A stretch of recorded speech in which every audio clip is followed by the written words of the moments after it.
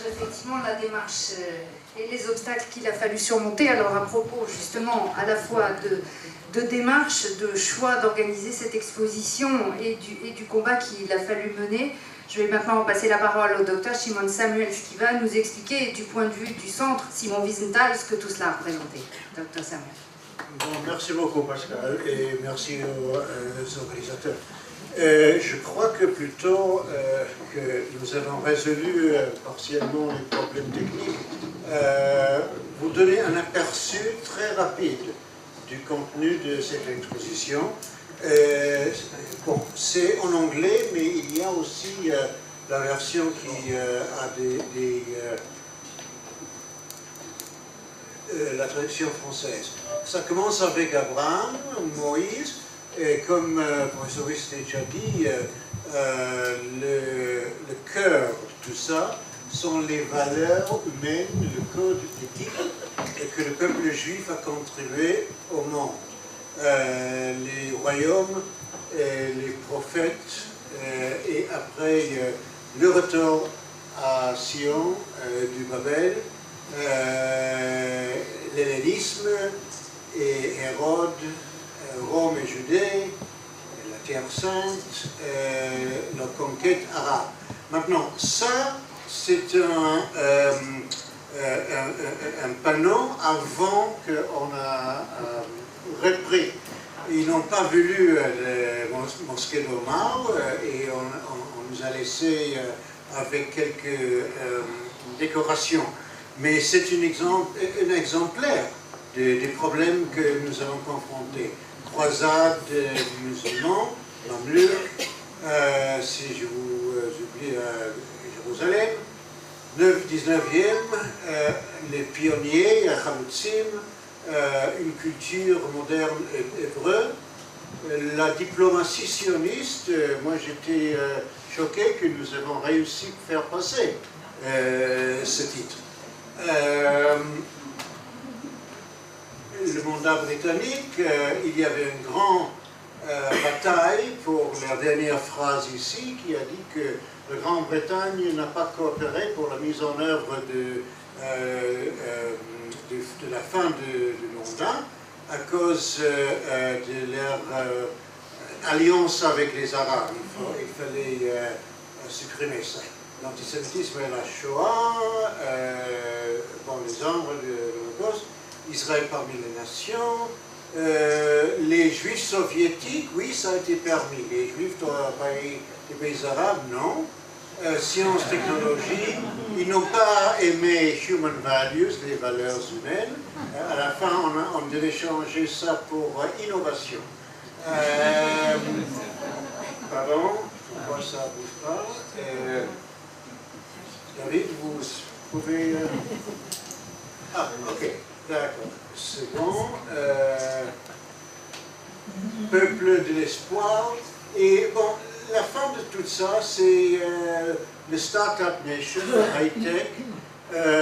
Et il faut dire que l'UNESCO a un programme avec L'Oréal, les femmes dans les sciences, qui est très important.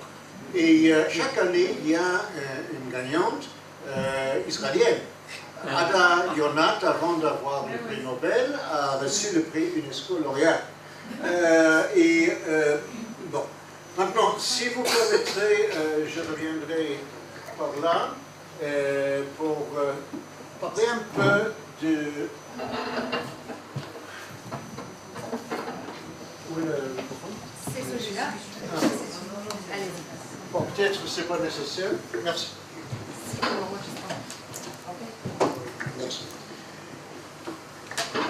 Le centre Wiesenthal porte le nom de Simon Wiesenthal, chasseur des nazis. Et le long chemin arrivé à ce type de travail, je voudrais expliquer dans quelques mots. Moi, j'ai ouvert le bureau à Paris en 1988. Et j'ai défini 3 axes de travail. Même il y a 26 ans, le premier était que la première religion ou confession en Europe occidentale était d'ores et déjà l'islam. Et il n'y avait personne qui avait suivi, qui a veillé l'extrémisme, étendu la main aux modérés. Fallait. Deuxièmement, ça a été un an avant la chute du mur de Berlin et nous avons senti le tremblement de terre en Europe de l'Est. Il ne fallait pas arriver à numéro 7 sur l'échelle Richter de l'ex-Yougoslavie et les fantômes des alliés des nazis qui sont revenus avec le nationalisme anti-bolchevique, anti-soviétique.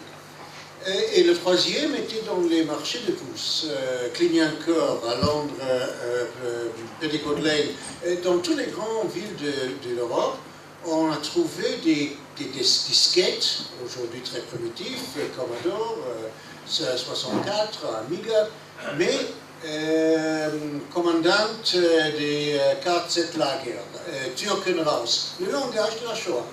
Et cette forme de la haine va aller avancer avec la technologie. Et ces trois axes se persistent aujourd'hui. Ça n'a rien à voir avec la chasse des nazis. Et nous sommes une très petite boutique en Europe, et je couvre aussi l'Amérique latine et le Moyen-Orient.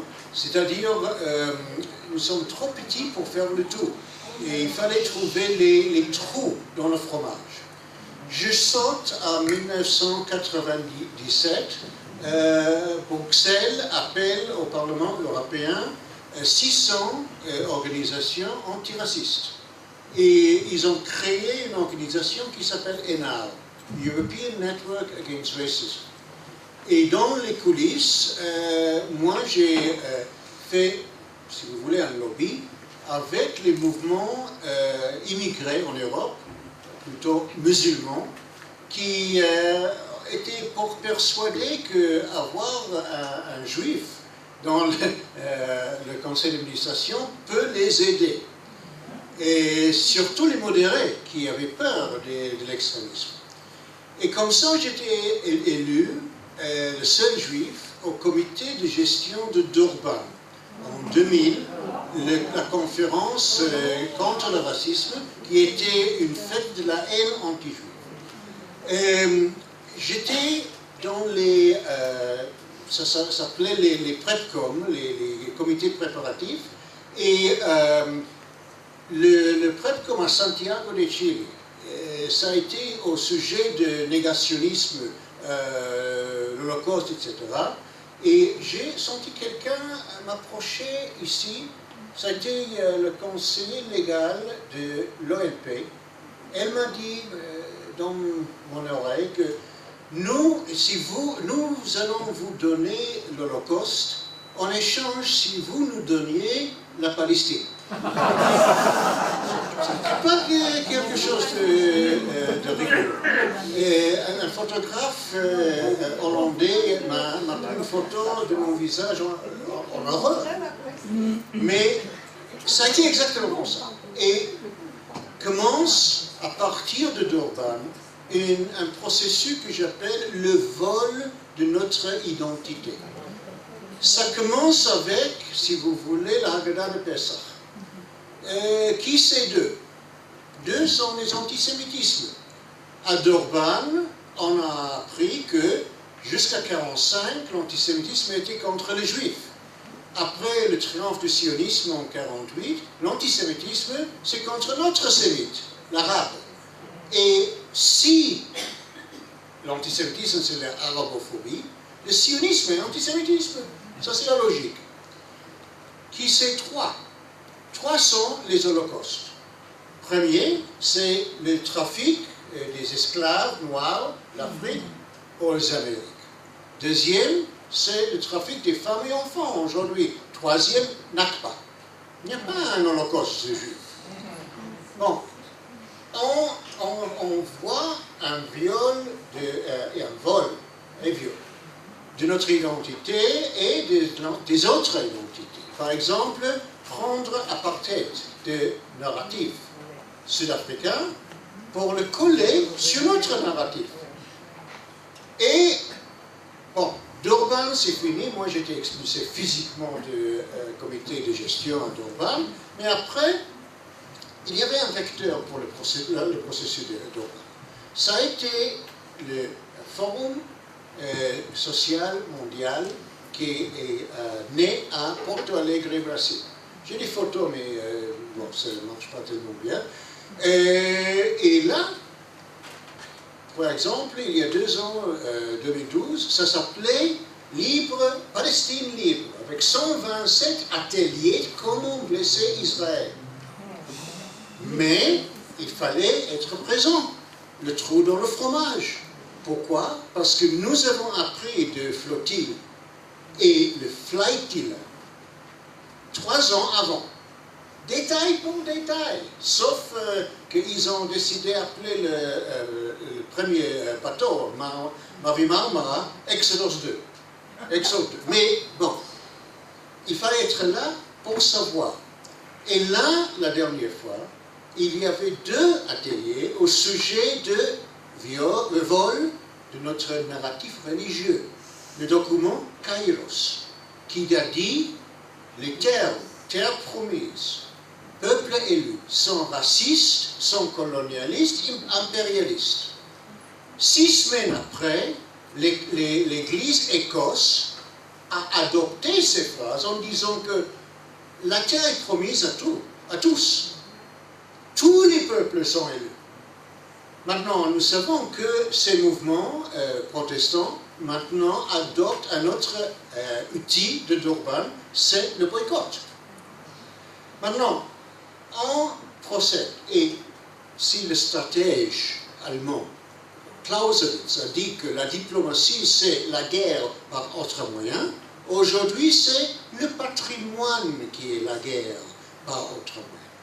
Et nous arrivons au comité de patrimoine mondial de l'UNESCO. Ce comité était très utile et très professionnel dans le passé.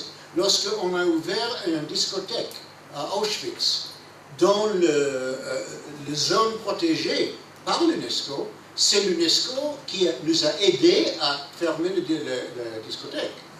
Mais le moment que la Palestine, en novembre 2011, est entrée à l'UNESCO, il est entré pour changer les règles. Il est entré avec un grand appétit. Par exemple, le caveau des patriarches, Machpelah, la tombe de Rachel, sont des mosquées, par définition de l'UNESCO. La liste de souhaits est très longue et c'est marqué officiellement dans les documents. Ça commence avec Jéricho, Hebron, Qumran, les rouleaux de la terre morte. Et par exemple, j'ai quelque chose à montrer là, mais nous avons un accord avec le directeur du Salon de livres de Francfort. J'y vais chaque année pour identifier la haine sur les expositions des livres. Et l'année dernière, j'ai trouvé un livre qui s'appelle le mur de Burak. Vous connaissez le mot Burak? Qui était Burak? Il était le cheval avec des Haïtis. Il n'y avait pas de vol direct entre la Mecque et le ciel. Il fallait passer par Jérusalem. Et il a laissé Burak à côté d'un mur, qui est le Kotel, et le livre raconte comment il faut supprimer cette conspiration juive et ramener ce mur au berceau de l'islam. À Ramallah, on crée aujourd'hui un musée du patrimoine palestinien. En anglais, sur le site web, c'est fascinant. A safe place for unsafe ideas. Ça raconte tout. Avant que ça arrive à Jérusalem. Bon, moi, la semaine dernière, j'étais à Qatar. Pourquoi? Parce que Qatar était le site, cette année, du comité de patrimoine mondial. Et là, il y avait bâtir. Qu'est-ce que c'est bâtir? Bétar. Et en arabe, ça s'appelle aussi Kherb al-Yahoud, les décombres des Juifs. Et la façon de travailler par les Palestiniens dans le comité, c'est que tout est émergence, tout est urgence, tout est... la construction ne marche pas. Il y a 2 ans, ils ont reçu le patrimoine le plus prestigieux. Bethléem, la route de pèlerinage et l'église de la Nativité. Pour cela, le moment que la Palestine est entrée à l'UNESCO, nous avions une délégation de notre organisation des États-Unis à Paris. Parce que nous avons produit un film sur la vie d'Herzl, et lorsque Herzl était à Paris pendant l'affaire Dreyfus, il a écrit La Sciotouchka. Bon, produisant ce film, nous étions à Paris, et ma femme, qui est la seule israélienne ou israélien visible à l'UNESCO, et les conseillers diplomatiques de Mme Popova, la directrice générale, a dit « c'est le moment. C'est le moment à créer quelque chose pour protéger l'authenticité et l'intégrité de notre patrimoine. » Et on a créé cette phrase « Peuple, livre, terre, notre Trinité ». Parce que le professeur Wistrich, dans cette lutte, je l'ai vu comme à Wimbledon. Et c'est pas un seul balle de tennis qui est arrivé. Les gens qui ont voulu détruire notre exposition, choisis par l'UNESCO, tous des juifs, et des juifs antisionistes. Et je me rappelle, lorsqu'un journaliste a posé la question à Wiesenthal, qu'est-ce que c'est un capot juif? Il a dit un capot. Un juif antisémite, il est antisémite. Mais lui, il était comme un Wimbledon. Les balles sont arrivées, boum, boum, boum, boum, boum, boum. Et comme ça, ça a été sauvé. Maintenant, je voudrais renforcer ce que le professeur Wistrich a dit, que nous avons fixé une ligne rouge. Les personnes qui vont venir voir l'exposition, ils voient ce qu'il y a. Ils ne voient pas ce qui a été supprimé. Mais on ne supprime pas quelque chose qui traverse la ligne rouge de l'intégrité et authenticité du narratif juif. Ça a été le bottom line. Et je crois que nous avons réussi avec ça. Et qu'est-ce que nous avons gagné? Pour la première fois, depuis 1947, il y a une agence des Nations Unies qui, a fortiori, a fallu reconnaître que l'État d'Israël est un État juif. Maintenant, la guerre de l'héritage, du patrimoine, c'est très simple. Supprimer l'histoire ou la géographie d'un peuple et détruire ce peuple. Et la validation du narratif et patrimoine palestinien exige la destruction du patrimoine juif. Parce que c'est une bataille zéro somme, on dit en anglais, je ne sais pas en français. C'est un jeu de zéro somme. C'est-à-dire que seulement un côté peut gagner. Lorsque on parle de patrimoine. À Qatar, la semaine dernière, la conférence a terminé avec une résolution sur Jérusalem qui était proposée conjointement par la Jordanie et la Palestine, qui a dit qu'il faut arrêter la judéisation de Jérusalem et commencer la déjudéisation. Et comme exemplaire, ils ont donné le Harakevet Akala, le tramway. Quelque chose que je ne connais pas, peut-être vous pouvez m'aider. Maison Liba, ça vous dit quelque chose? J'ai pensé que ça a été un magasin de bijouterie, mais il y avait dans cette résolution tellement de choses absurdes. Mais c'est créé. Maintenant, dernière chose que je voudrais dire. Normalement, lorsqu'on arrête quelque chose, dans une situation diplomatique, il y a ici Cher, grand diplomate d'Israël, on n'accepte pas la première version. Il faut temporiser, il faut trouver des moyens pour trouvé le temps pour résoudre le problème. Nous devions ouvrir cette exposition le 20 janvier. Le 16 janvier, j'étais convoqué avec l'ambassadeur d'Israël à l'UNESCO, Nimrod Barkan, à une réunion avec un officiel de l'UNESCO qui est, je dirais, antisémite. Oui. Mais antisémite pragmatique. Et il a commencé, il faut retirer ça et ça et ça. J'ai dit, ça c'est fini, c'est trop tard, tout est imprimé. Ok. Il a, comme magicien prestidigitateur, pris un lapin il a pris une lettre signée par les 22 pays arabes en disant que cette exposition aggrave la situation pour John Kerry dans un moment très sensible du processus de la paix.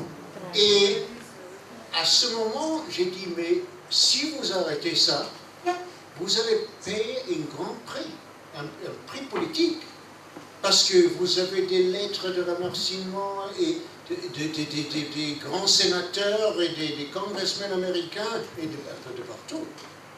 Et ils ont dit, oui, mais comme à Durban, mais nous avons vu donner l'Holocauste. Parce que 7 jours plus tard, c'était le 27 janvier, ouais, et c'est la date des Nations Unies pour reconnaissance de la Shoah. Et comme ça, ça a été annulé, mais cette lettre signée par 22 pays arabes, nous avons vérifié, dans les capitales, ils n'ont rien su.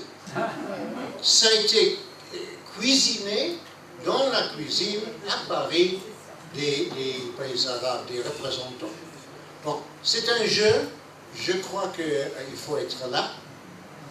Dans le ghetto de Varsovie, le cri de bataille a été Mir seinen donc. Il faut être là. Et nous sommes là. Merci. Merci, Dr. Samuel.